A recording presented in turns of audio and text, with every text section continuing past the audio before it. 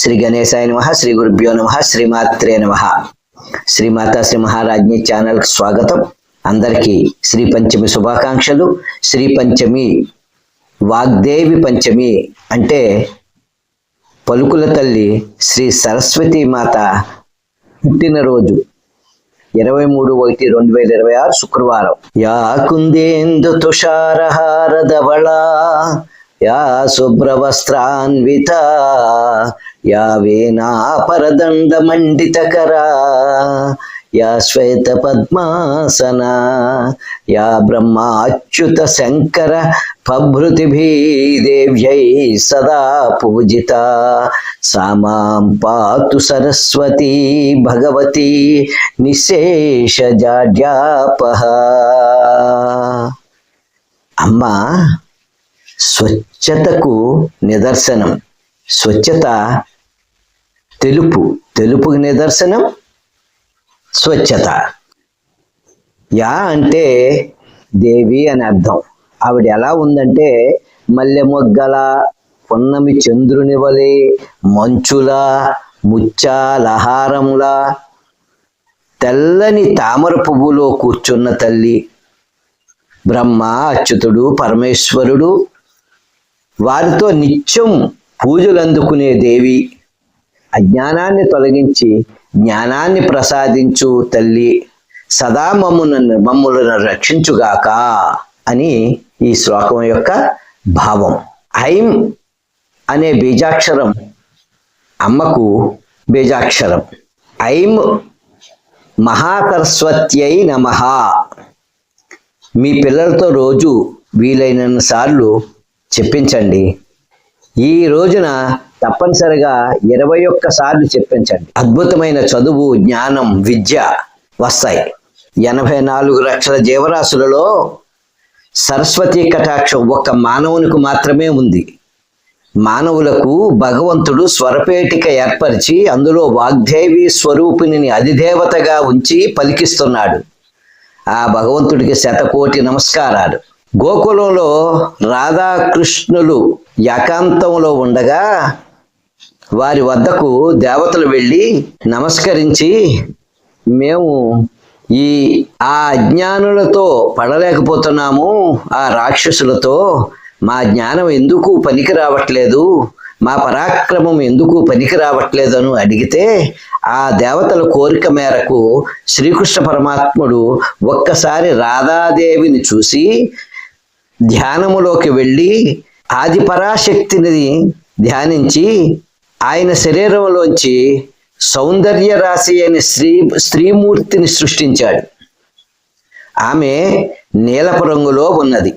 దేవతలు ఆమెను చూస్తూ ఉండగానే ఆ నీలపు కాంతి ఆమె శరీరం నుండి బయటికి ప్రవహించి శ్రీకృష్ణుని కేశములలో అంటే జుట్టులో లీనమయ్యింది.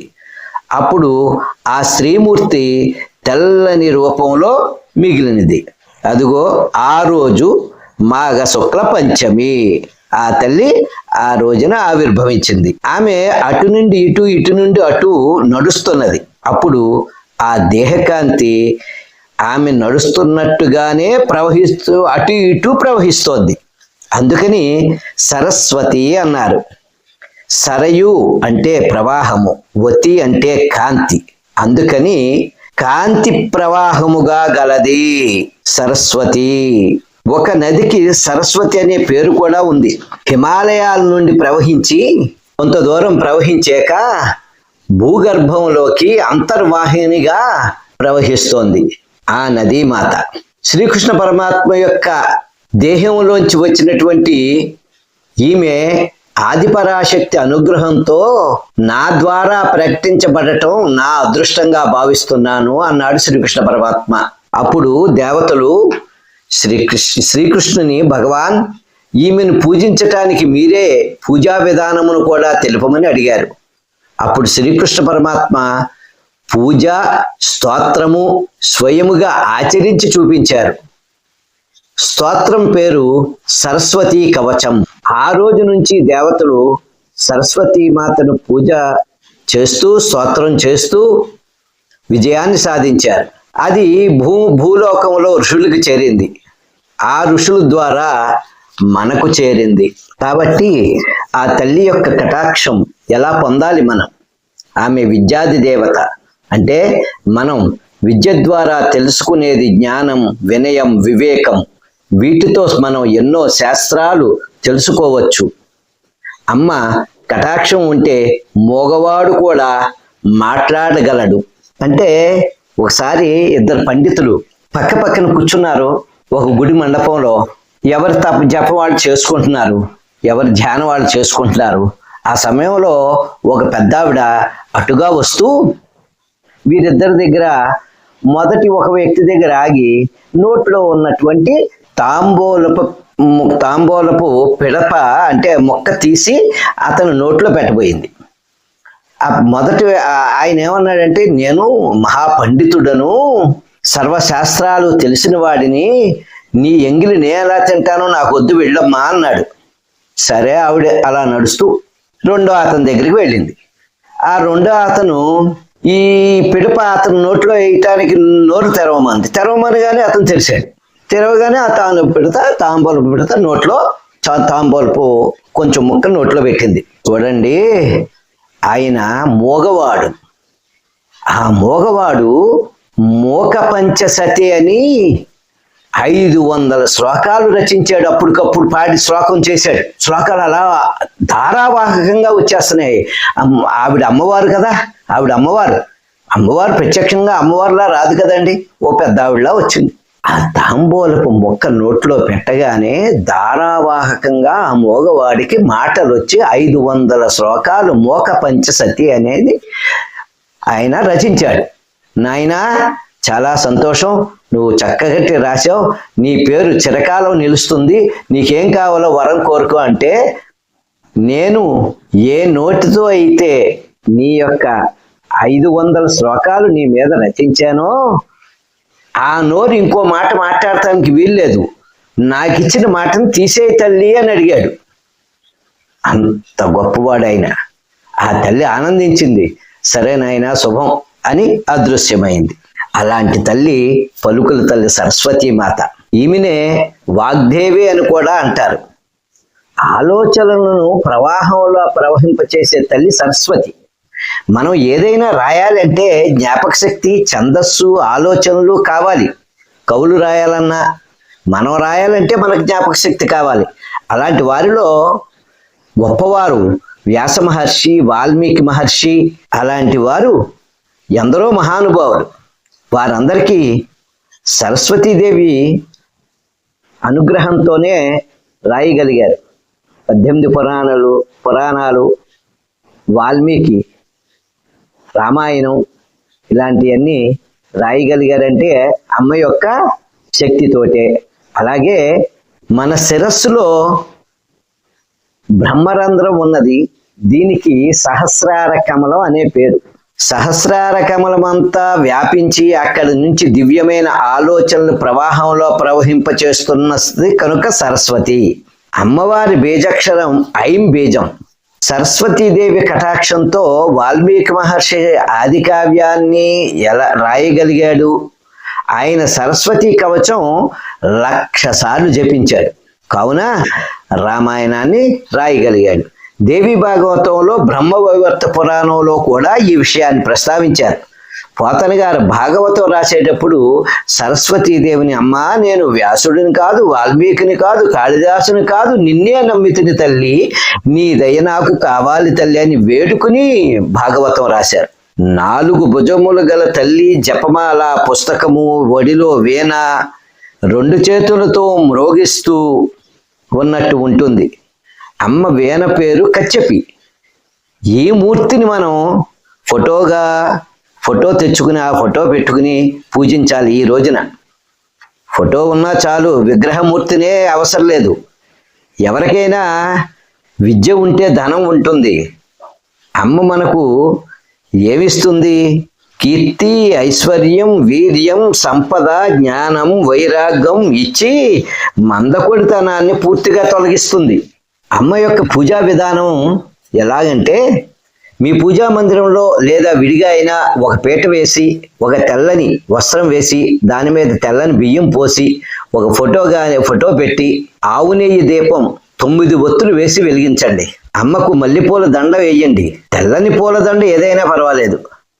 పిల్లలు పెద్దలు కూర్చుని గణపతి పూజ చేసి తరువాత అమ్మవారి ధ్యాన శ్లోకం, మనం ప్రారంభంలో చెప్పుకున్న యాకుందేందు అనే శ్లోకం చెప్పుకుని ఒక పుష్పం అమ్మ దగ్గర ఉంచి 2 చేతులు ఆమెకు చూపించి అరచేతులు ఆవాహయామి అనండి.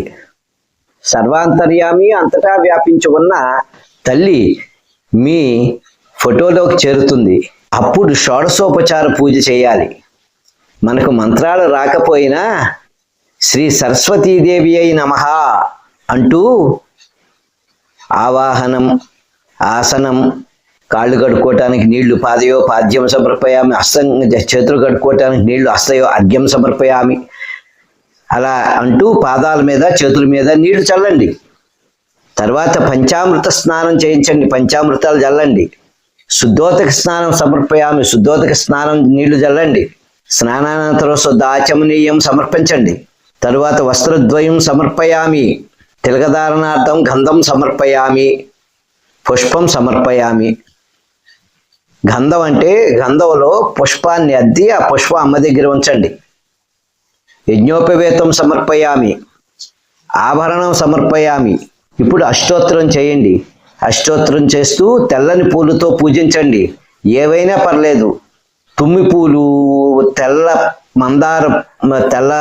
మందారం లేకపోతే తెల్ల చామంతి, ఇటువంటి వాటితో పూజించండి. అష్టోత్తరం అయిన తర్వాత ధూపం సమర్పయామి, తర్వాత దీపం సమర్పయామి. వీటిలన్నిటికీ ముందు శ్రీ సరస్వతీదేవి అయి నమః అంటూ సమర్పించండి. నైవేద్యం ధూపదీపానంతరం శుద్ధ ఆచమనం సమర్పయామి. తర్వాత నైవేద్యం కొబ్బరికాయ, అరటిపళ్ళు, వడపప్పు, చనివిడి, పానకం, ఇవి తప్పనిసరిగా మనం ఎలాగో చేస్తాం. దాంతోపాటు అవకాశం ఉంటే ఆవు పాలతో పరమాన్నం చేయండి, బెల్లం వేసి. అలా అమ్మవారికి ఇవి నివేదించగలిగితే ఇవన్నీ పెట్టగలిగినవే కాబట్టి అపారమైన పాండిత్యం, జ్ఞానం వస్తుంది. మనస్సు పెట్టి శ్రద్ధాభక్తులతో చేయండి. భక్తికి చిక్కినట్టు భగవంతుడు దేనికి చిక్కడు. నైవేద్యం అయిన తర్వాత తాంబూలం ఇవ్వండి. 3 లేత తమలపాకులు, చిరుగులు చిల్లులు లేకుండా చూడండి. దానికి కొద్దిగా సున్నం రాయండి. మన స్వీట్స్లో వేసుకునేది ఉంటుంది కదా పచ్చకర్పూరం, ఆ పచ్చకర్పూరం వేయండి. పచ్చి ఒక్క పలుకులు వేయండి. వీలుంటే జాజికాయ పొడి కొద్దిగా, జాపత్రి, కుంకుమ పువ్వు, ఇలా సుగంధ ద్రవ్యాల పరిమళంతో కూడినటువంటి తాంబూలాన్ని అమ్మకి సమర్పించండి. శ్రీ సరస్వతీదేవి అయి నమః తాంబూలం సమర్పయామి, తాంబూలానంతరం శుద్ధ ఆచమనం సమర్పయామి. అందమైన వాక్కుని ప్రసాదిస్తుంది అమ్మ మనకు. తాంబూలానంతరం శుద్ధ ఆచమనీయం సమర్పయామి. తర్వాత మంగళహారతి, ముద్దకర్పూరం ముక్క వెలిగించి అమ్మకు 9 సార్లు తిప్పండి. పాట వస్తే పాట పాడండి, లేదంటే దివ్య ఆనంద కర్పూర నీరాజనం సమర్పయామి. శ్రీ సరస్వతి అయి నమః దివ్య ఆనంద కర్పూర నీరాజనం సమర్పయామి అనండి. ఉద్ధరణతో నీళ్లు తీసుకుని ఆ కర్పూర దీపం చుట్టూ తిప్పి అమ్మ పాదాల మీద జల్లండి. అమ్మకు హారతి చూపిన వేడి తగులుతుంది కదా, ఉపశమనం. నీరాజనం అనంతరం ఆచమనీయం, శుద్ధ ఆచమనీయం ఇవ్వండి. ఉద్ధరణతో ఆచమనీయం అన్నప్పుడల్లా, శుద్ధ ఆచమనీయం అన్నప్పుడల్లా కూడా ఉద్ధరణతో చూపించండి. పక్కన ఉన్న పళ్ళెంలో వేయండి. అప్పుడు హారతికి నమస్కరించి కళ్ళకి అద్దుకోవాలి. అలా అద్దుకోవటం వల్ల మనకు నరదృష్టి తగలదు. తరువాత మంత్రపుష్పం, తెల్లని పుష్పం మీద గాయత్రి చెబుతూ అమ్మ దగ్గర వేయండి. గాయత్రి రాకపోయినా ఐం మహాసరస్వతి అయి నమః మంత్రపుష్పం సమర్పయామి. ఈ రకంగా చేస్తే ఏది పరీక్షలకు వెళ్ళినప్పుడు కలిగే భయం పోతుంది మీ బిడ్డలకి. తరువాత ప్రదక్షిణ వల్ల పూర్వజన్మ, ఈ జన్మ తెలిసి తెలియక చేసిన పాపాలు ఉంటే నశిస్తాయి. అనేక ఉపచారాలు యథాశక్తి చేశాను. ఈ పూజలో తెలిసి తెలియక చేసిన తప్పులు ఉంటే క్షమించమని వేడుకోండి. ఈ దాసుడిని క్షమించు అని వేడుకోవాలి. భక్తులు నాకు దాసుడిని అంటున్నారు, నా బిడ్డలే కదా అని అమ్మ ఎటువంటి చిన్న చిన్న తప్పులు మనకి తెలియకుండా చేసినటువంటి అపారమైన దయతో, కరుణతో మనల్ని క్షమిస్తుంది, మన మీద దయా కరుణ చూపిస్తుంది. సాష్టాంగ ప్రణామం చేసి సాష్టాంగ ప్రణామం చేసి లేచి కూర్చుని యథాస్థానం ప్రవేశయామి అని మనం రెండు చేతులు, ఇదివరకు అమ్మకి ఆవాహనం అని అరచేతులు చూపించాం కదా, అలాగే మన చేతులు మన హృదయం వైపుకి తిప్పండి, వెనక్కి ఇలా తిప్పండి. అమ్మ మన హృదయంలోకి చేరుతుంది. తర్వాత శ్రీకృష్ణుల వారు చెప్పినది ఉన్నది కదా, సరస్వతీ కవచం, అది చదవాలి. లేదు అది చదవలేము అనుకుంటే సరస్వతి ద్వాదశ నామ స్తోత్రం చదవండి. ఇవి డిస్క్రిప్షన్లో పెడతాం, చూసి చదవండి. ఈరోజు ఉదయాన్నే చక్కగా తెల్లవారుజామునే స్నానం చేసి 6 గంటలకల్లా పూజ మొదలెడితే పిల్లలు స్కూల్కి వెళ్ళే టైంకి అయిపోతుంది. అంతా కలిపి ఒక అరగంటలో అయిపోతుంది మీ పూజ. ఎంత చేసినా చిన్నగానే చేయండి. ఇవన్నీ చేయలేకపోతే పంచోపచారాలు చేసుకోండి. పంచోపచారాలు చేసినా సరే అమ్మ భక్తి శ్రద్ధలతో చేస్తే పంచోపచారాలను కూడా స్వీకరిస్తుంది. ఏది ఉంటే అది పెట్టండి. తెల్లని పూలతోని పూజ చేయండి, అవి మనకి ఎక్కడైనా దొరికేస్తాయి. పంచోపచారాలతో పూజ చేయండి. భక్తి శ్రద్ధలతో చేస్తే అమ్మ మనల్ని కరుణిస్తుంది, మనల్ని ప్రేమతో చూస్తారు తప్పించి మన తల్లే కదా, తల్లుల కన్నా తల్లి మన అమ్మని కన్నా అమ్మ. శ్రీమాత్రే నమః. శుభం భూయాత్. లోకా సమస్త సుఖినో భవంతు. సర్వే జనా సుఖినో భవంతు.